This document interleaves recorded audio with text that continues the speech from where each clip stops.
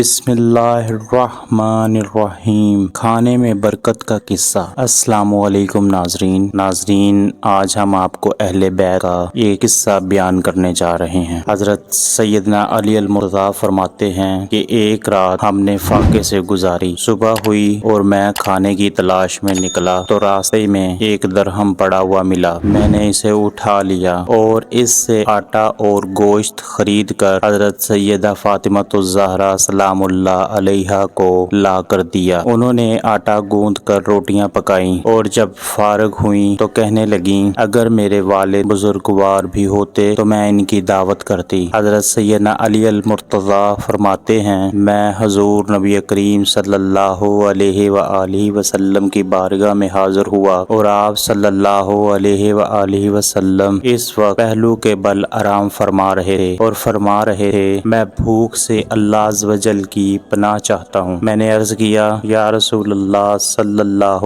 علیہ وآلہ وسلم ہمارے پاس کچھ کھانا ہے، آپ صلی اللہ علیہ وآلہ وسلم بھی تشریف لائیں۔ حضور نبی کریم صلی اللہ علیہ وآلہ وسلم تشریف لائے۔ اس وقت ہنڈیا جوش مار رہی تھی۔ حضرت سیدنا علی المرتضیٰ فرماتے ہیں حضور نبی کریم صلی اللہ علیہ وآلہ وسلم نے فرمایا اس میں سے عائشہ کے لیے بھی نکالو۔ حضرت سیدہ فاطمہ الزہرا سلام اللہ علیہا نے ایک بڑے پیالے میں ان کے لیے نکال دیا۔ پھر آپ صلی اللہ علیہ وآلہ وسلم نے فرمایا اس میں سے حفصہ کے لیے بھی نکالو۔ حضرت سیدہ فاطمہ الزہرا سلام اللہ علیہا نے ان کے لیے بھی ایک پیالے میں نکال دیا، حتیٰ کہ آپ صلی اللہ علیہ وآلہ وسلم نے اپنی تمام ازواج مطہرات کے لیے سالن نکلوا لیا۔ پھر فرمایا اب اپنے والد اور شوہر کے لیے نکالو۔ حضرت سیدہ فاطمہ الزہرا سلام اللہ علیہا نے ہمارے لیے بھی سالن نکالا۔ آپ صلی اللہ